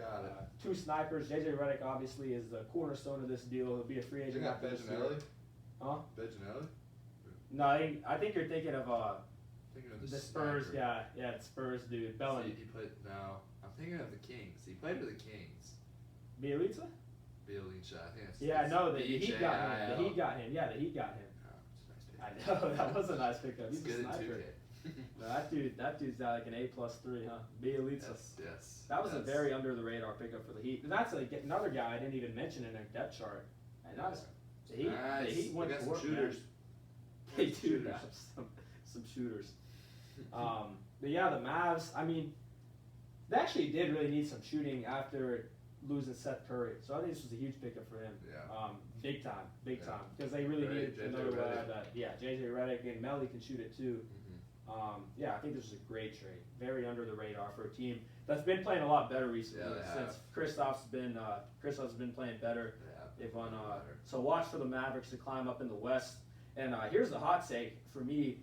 I think the Lakers are going to have to play in the play-in series because LeBron is going to be out for a month. Anthony Davis is going to be out for extended periods of time, and I don't think they're going to be able to win games with both of those players out. And I think they're going to take L's on L's. And I think Dallas is going to keep winning. I think Portland and Denver are all going to keep winning. I think they're going to slide down to 7. Will they be able to dig them? Will it even matter if they play in the play-in series? Probably not. I had the Lakers preseason predictions at the 5 seed. That's looking great right now. I didn't think the injuries would happen, but I did think, just coming off that long bubble stay, and then you get just not a lot of time off, and then you're right back to it. Yep. That may have had something to do in LeBron. Probably not LeBron and AD's injuries. Just the short sat they got. LeBron's playing every night. He doesn't get load management like a lot of other guys. Yeah, I mean, this Lakers team without those two, I mean, they're honestly one of the worst teams in the league. That's why they're going to keep losing. Other teams are going to keep winning. It's going to be a while. It's gonna be tough study for the Lakers. It is, no doubt. I mean, like how we're talking about all these. The Spurs have lost 3 games in a row, and they're still 3 games above 500. Like what? They're still the 8. That's what they do, man. That's what Greg Popovich does. He doesn't miss the playoffs 2 years in a row. They made it like 20 years in a row. But I mean, this West, for all the talk you talked about the West, how the playoff race is going to be crazy. The Rockets fell off. The Timberwolves fell off. OKC's not a factor, especially without Shea. The Kings kind of fell apart, and the Pelicans aren't too hot. Do you think that's how the field's going to be right there? Dallas, Spurs, Grizzlies, Warriors at 7, 8, 9, 10? Or do you think the Pelicans or the Kings will climb up? I think the Pelicans could get in there. Over who? Grizzlies, Spurs, Warriors?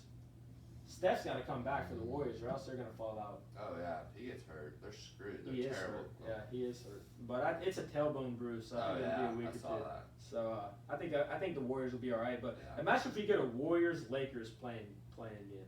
Well, if the Lakers have everybody healthy, that won't. I mean, it's only one game. That's what I'm saying. That would be so fun to watch. Steph Curry sends the Lakers home. I hope the Lakers play in the playing game and get sent home.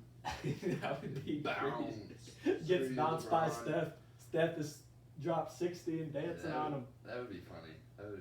That would be really, really funny. I hope that happens. But that's gonna suck. Whoever like the 2 or the 3 seed that gets the Lakers in the first round, that's just gonna blow. Honestly, that's gonna suck. I mean, I don't know. Yeah, I don't know.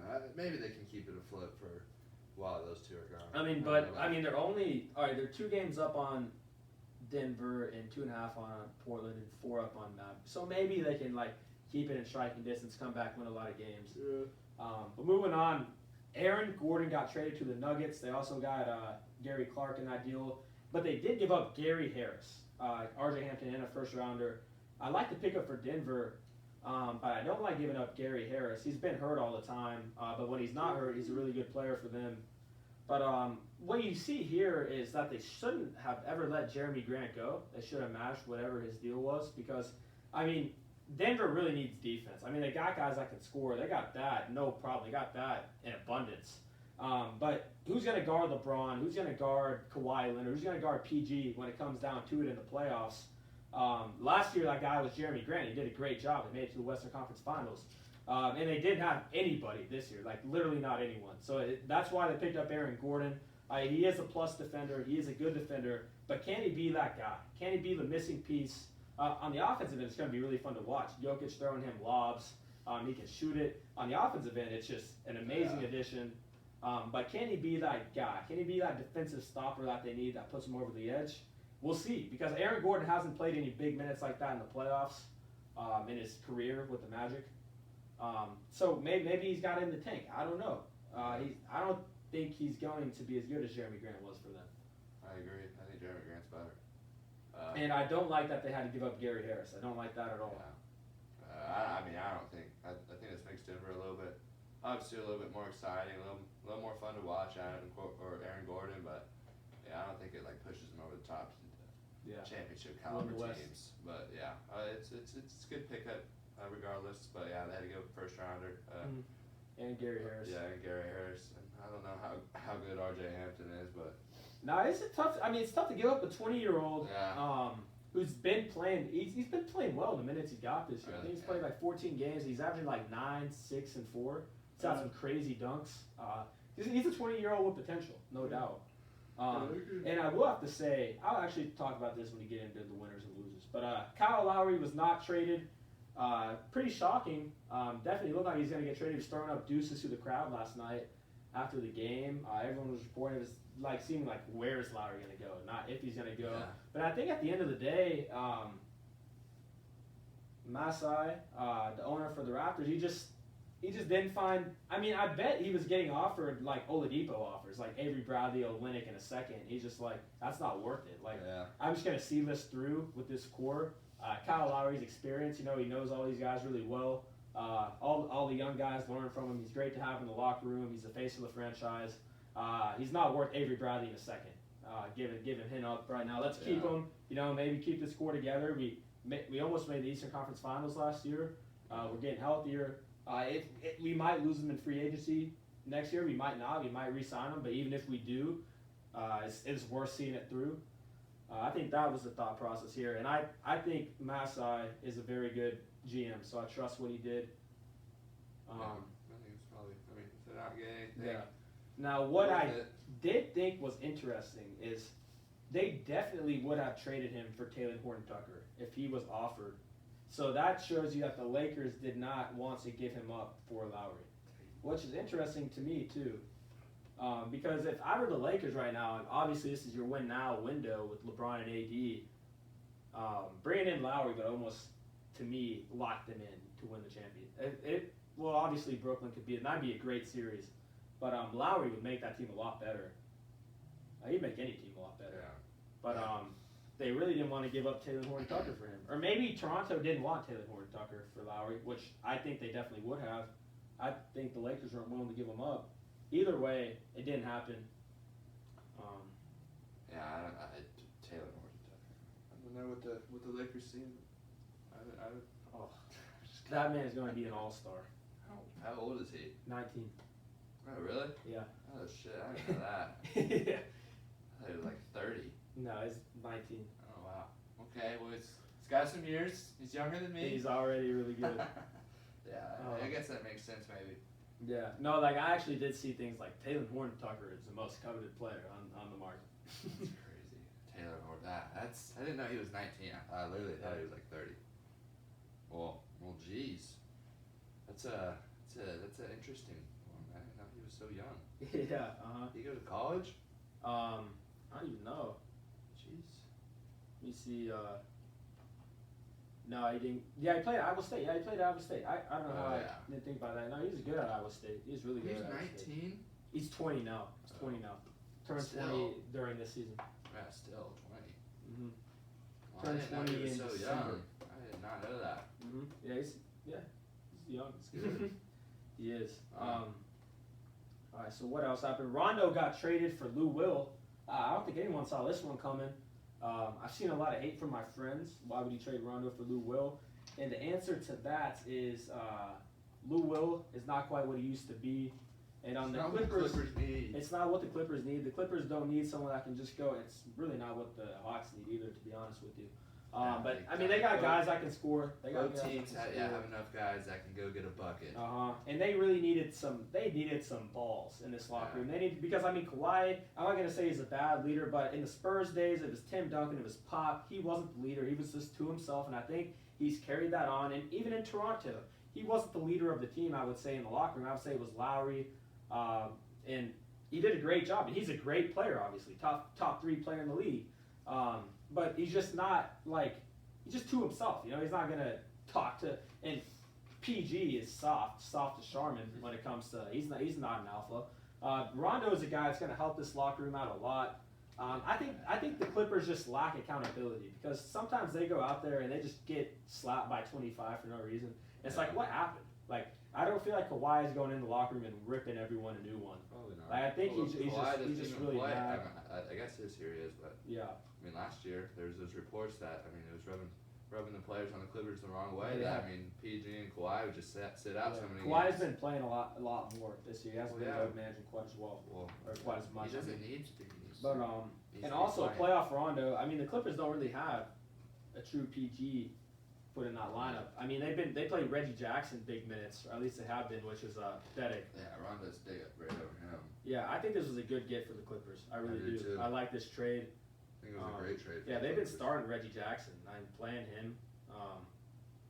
Yeah, I think I really like Rondo here, and I think Rondo's going to come in. I mean, he played great minutes. I mean, people haven't already forgot what he's doing in the Lakers in the playoffs last year, right? I mean, people didn't forget that, right? I hope not. I mean, big that dude was balling out, man. He was absolutely balling out. And now he's going to go on the other side of the Staples Center and play for the other team. He might have the best mind in basketball, Rajon Rondo. He might have the greatest mind for basketball in the league right now. I would say second over Chris Paul, but he does have a great mind. Yeah, but I just feel like I don't know. He's a name that gets forgotten in that conversation of just great leaders and Yeah, well, it's just because his leadership style is controversial. Because it was great in Boston for a little bit, and then people started to get pissed off because and then Dallas, when he rubbed people the wrong way in Dallas, because he wanted to be the man, and him and Rick Carlisle, that was the worst match in history. Because those are two guys that just want. Rick was like, run this set, Rajon, run. He's like, no. It's like, just let me make a play. It's like, let the plays play. Rick's like, give it to Dirk. Let him post up. Run some motion. Let him drop some dimes. Give it to Dirk. Let him do a fadeaway. It's pretty much money every time. Dude, those highlights are so bad. Rondo got an 8-second violation on purpose, just locking up the floor. Yeah, take it out. Well, that's I know. He had a short standout, so it was short and sweet. Obviously, it was short, sweet. It was not a good match for either side. But yeah, so that's that deal. Lou Will, he gets to go to a Hotch team. He gets to go to what was the name of that wing place? He gets to go there every night. That was in Atlanta. Oh. Yeah, he's gonna be going there after every home game. Tweeted at him. So once you get to Atlanta, we got you with the free limousine wings or something. No, what was the place though? Magic City. Magic City. He's gonna be going to Magic City all the time. All the time after the home games. Not just for the wings, baby. Yeah, just for the wings. I said not just for the wings. No, it's gonna be just the to-go order for the wings, as he was saying. But this is an interesting three-way trade here for the Thunder, the Sixers, and the Knicks. The Thunder received Tony Bradley, Austin Rivers in 2 seconds. I love getting Tony Bradley, 23-year-old center. He's been playing very well for the Sixers this year. I like the pickup. Unfortunately, he's going to hurt the tank. He's going to help us win some games because if we don't have anyone else that would get some size. So whenever Al was out, we would just get bullied by centers. So he's probably going to play 35 minutes a game now, which is going to help his progression and help him get better. And I don't think he's going to help us win games that much without Shea. I still think we'll be pretty bad without Shea. Austin Rivers, I mean, he's got to get thought out, right? I mean, there's absolutely no reason for Austin Rivers to come to Oklahoma City. And I love the dude. I loved him at Duke, but I mean, it doesn't make any sense right now. I mean, he's getting paid like $25 million. He's still got 2 more years on the contract. Get out of here. There's really no reason for him to be on Oklahoma City. Yeah, it doesn't seem like a good fit at this point of his career. It's what Oklahoma City's trying to do. Yeah, no, it doesn't make much sense. It's kind of like Trevor Ariza. It was just kind of funny how Trevor Ariza never showed up. He was on the team. He wasn't. He never reported. Just trade. I don't want to play for the Thunder right now. It was never a big deal anyways either. I don't think they wanted Trevor because I knew if they knew they had Ariza, he would have played. They would have helped him win, and I think Sam didn't want him either because he would have helped him win. He was kind of like, you can stay at your house. I'll figure out a deal for it. We'll get you out here by the end of the deadline. And they did. They did. Down in Miami. It all worked out. Sure, he would have been an unhappy person if they didn't. If they would have. It would have been bought out. No way. It would have just kept staying chilled there. But the big headline of this deal was George Hill to the Sixers. He's not Kyle Lowry, but he helps them. Point guard depth. He's a very, very good shooter. A very smart player. He can defend. He honestly is what this team needed because he is similar to Lowry. He's just poor man's Lowry. Poor man's Lowry doesn't have, but he's a good player. He's a very good shooter, and he'll help this Sixers team, who's already first in the East right now. He'll help them out. It's a nice little acquisition. I kind of feel like I would have liked to see them do a little bit more, because I feel like they still need a little bit more if they really want to beat the Nets. Because right now you're asking, if you want to beat the Nets, you're asking for Joel Embiid to be 100% healthy, Ben Simmons to be 100% healthy, and Joel Embiid to completely just Embiid would give go the God Nets, mode. Embiid would give the Nets problems. He would. You're asking him, he's going to have to go 40 and 20 a game, probably. I really feel like he could average like 40 against the Nets. No doubt. That's why I really want to see that series happen. Slowly game down, just give it to Joel, bang in the post against whatever bum center they got in there. Mm-hmm. And Jeff Green. Like if they would have got, I don't know, if they would have got Oladipo, I would have liked that a lot. But then again, I don't know if Oladipo is a great enough shooter to play alongside Simmons and Embiid. I would have liked Lowry. Yeah, Lowry was ideal. If they would have got Lowry, that would have been incredible. Yeah. That would have been nice. I wonder what they were asking for Lowry. I think they were asking for like Matisse. They were asking for Matisse. Oh, they're Tyrese Maxey, and the Sixers aren't willing to give up Tyrese Maxey. Not Matisse though. I think like they wanted Matisse and Shake or Maxey. Really? Yeah. Which I mean, both pretty good hauls. Yeah. And then the Knicks got. Who's the Knicks get? I can't read my handwriting, and I don't know. I don't think it was anyone worth noting. Yeah, I don't know. No idea. Maybe some draft picks. I think it. Yeah, I don't think it was anyone worth noting. I don't think the Knicks got anyone. But also, I forgot to note this on the Nugget trade when they got Aaron Gordon. They also got JaVale McGee, which is a good pickup for them. They needed a backup center bad. They literally didn't have anyone to give him. Well, they had Bol, so I thought they should have just gave him some minutes. But I guess they're not comfortable with him being a backup center, so they let him go. They didn't let him go, but they signed JaVale McGee. I'd like to pick up. I think he's a decent backup center. Yeah. Which they needed after they let their backup center go last year. But LaMarcus Aldridge got bought out. Where he signs remains to be seen. The Heat are favorites. Celtics are in the mix. The Lakers are in the mix. Who else did I see? The Trailblazers are in the mix. That kind of be badass if he went back to Portland with Dame Dollar. Yeah. The Knicks are actually a dark horse. I were in the mix as well. I would not like to see him go to the Knicks.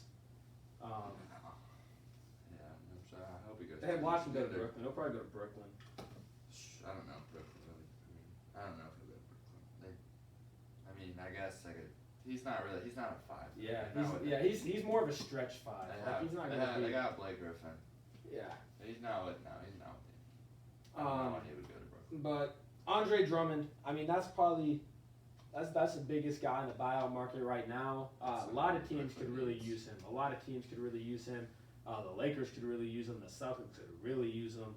Brooklyn could really use him. Yeah, the Nets could really use him. I mean, there's a lot of teams right now that could really use Andre Drummond. And I really have no idea where he's going to go. I haven't seen like any list where he's the front runner. Andre Drummond's done a good job of keeping his whereabouts under wraps. Yeah. But man, I mean, yeah, either one of those three teams. Those are the three teams that make the most sense, no doubt. If he goes to a team other than those three, I'd be pretty surprised, because those are three teams that are trying to win the title.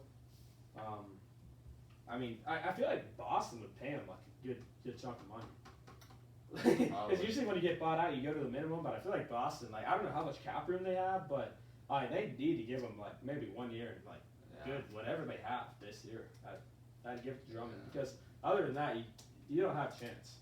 I don't think Boston has a chance. I mean, even with Drummond. Drummond's good, don't get me They have wrong. a fighting chance with Drummond. I still don't like them over the 4 teams in the East, but they have a fighting chance with Drummond. Yeah, I guess. Most under the radar pickup of the day. I don't think I haven't seen anyone say a word about this, but I really like this. Matt Thomas to the Jazz. This guy joined the league last year from Canada. Stroker, absolute stroker. As if the Jazz needed more shooting. Never heard of that guy in my life. I know a lot of people haven't.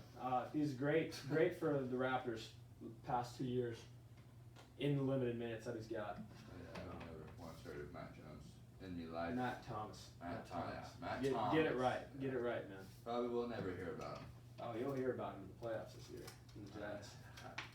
Yeah, the Jazz are going to be relying on Matt Thomas. But it definitely looks like the Jazz are probably going to get that 1 seed. Looks like the best team so far in this regular season. Yeah. Since the tip. The Suns are at the 2 right now. The Clippers are at the 3. Lakers at the 4. Nuggets at the 5. NBA. That's when the NBA really starts to heat up. Is after March Madness. Yeah. Because then you get a couple weeks to the playoffs. You're playing for the seeds. Yeah. That's when the NBA really starts to heat up, and we're getting close. We're getting close to that. The trade deadline. I mean, I really wasn't expecting this many big trades. Honestly, there was a lot of trades. There was a lot of big trades. The league was honestly kind of shaken up today.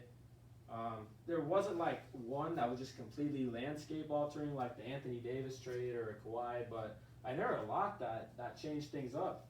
Yeah. That were very interesting to think about. What's this? Who's Michael DeVoe on Georgia Tech? Don't know. I don't know either, but he's declaring for the draft. Yeah, I have no idea. I think like all these guys declare for the draft, but they don't sign an agent, Yeah. so then they can come back. I don't really understand like It's, why they allowed that. It's smart to do. You just go through the draft process. Yeah, he's retaining his eligibility. Yeah, because you can just literally go through the draft process and receive feedback from NBA scouts like on where you're at, and then just go back. Yeah. So why would he not? Honestly. Yeah. I mean, yeah, it makes sense to do it, definitely. If you're even remotely thinking about going to the league. Yeah. Where teams and scouts think you're at right now. Uh-huh. I mean, you can get a gauge on that. So yeah, it's definitely a smart thing to do. But okay. So the last thing we're gonna touch on today before we end this episode is Lon Kruger has hung it up at Oklahoma. Legendary coach. I wonder if this is the end for Lon, or he'll see a job he likes in 2 or 3 years, because I think he can still coach, and then maybe go get that job.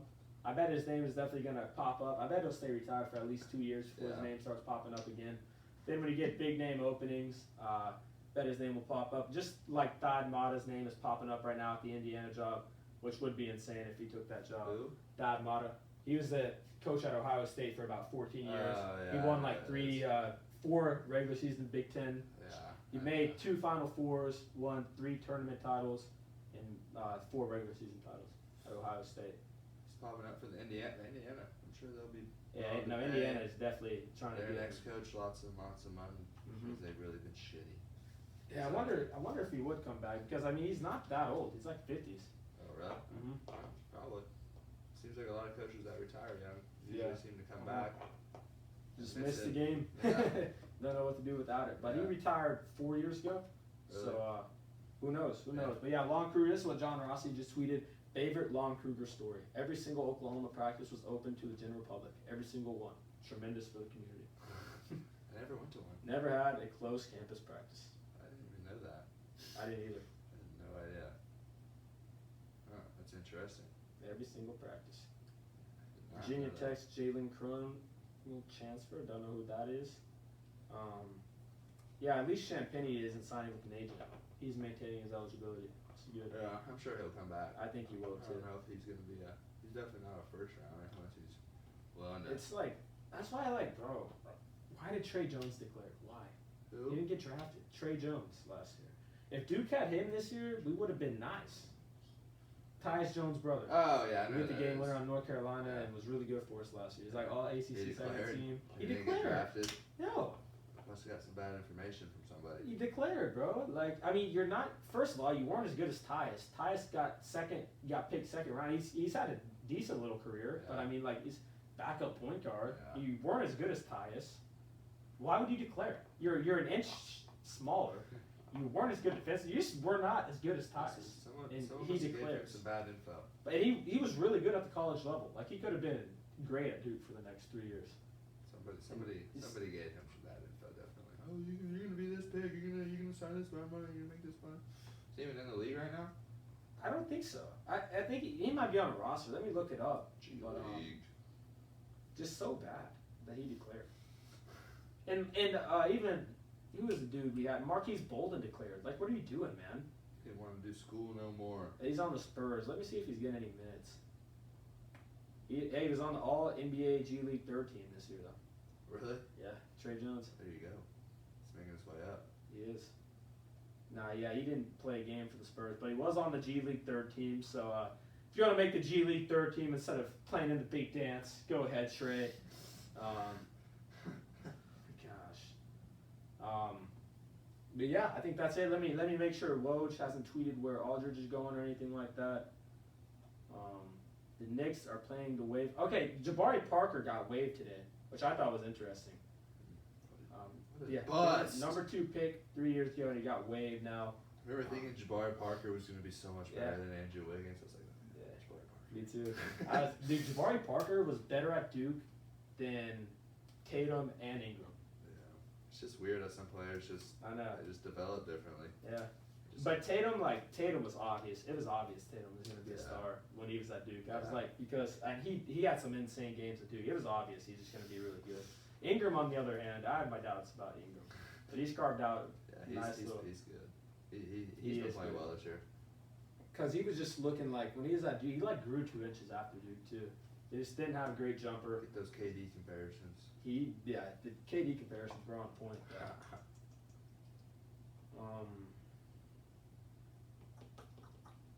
I don't think Aldridge has gone anywhere yet. Still. It's just hilarious if you look at the stuff that the Rockets actually got back for the Harden trade. It's hilarious. Probably nothing. 4 first-round picks, 5 pick swaps, Avery Bradley, Kelly Olynyk, Exum, 20 games of Oladipo. Trash. For GM should be fired. For a top 3 player in the league. Yeah, seriously. That's going to be it for the episode today. I hope you guys enjoyed it. It was a big episode. Had a lot of stuff to talk about. Enjoy the Sweet 16 and the Elite 8 this weekend. Going to be some great basketball. This last weekend was the funnest. It was the best weekend, my favorite weekend personally of March Madness. But this weekend is going to be the most quality games. This is where the best of the best are playing. You get 4 games one day, 4 games the next day. You can watch them all because they're not 2 games going at the same time. All great games, and you get the Elite 8 games. It's going to be a great weekend of basketball. This is where champions are made here. The stakes are high. The games are even more intense. The players are even better. The games are closer because there's a lot more at stake. Yeah, there's a lot more at stake, and that's just can't wait for it. Actually, let me see when they have the Elite 8 games. Do they do it all on one day? Yeah, they do. That's dope. Really? So yeah, because they go. You go Saturday 4 games, Sunday 4 games, and then no, they don't. I wish they did it. No, they go 2 on Monday and then 2 on Tuesday. What are they doing? I wish Tuesday they just put 4 together, like a day off and then put 4 together. Seriously, it's on Tuesday. Yeah, Monday and Tuesday. Sweet, I'm glad class on the weekend. And actually watch it. Yep, Saturday, Sunday, Monday, Tuesday. Saturday.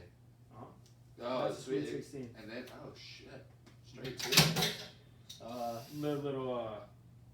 Little technical malfunction there, but we're gonna end it anyways. You guys have a good weekend, and we'll catch you guys later. Peace.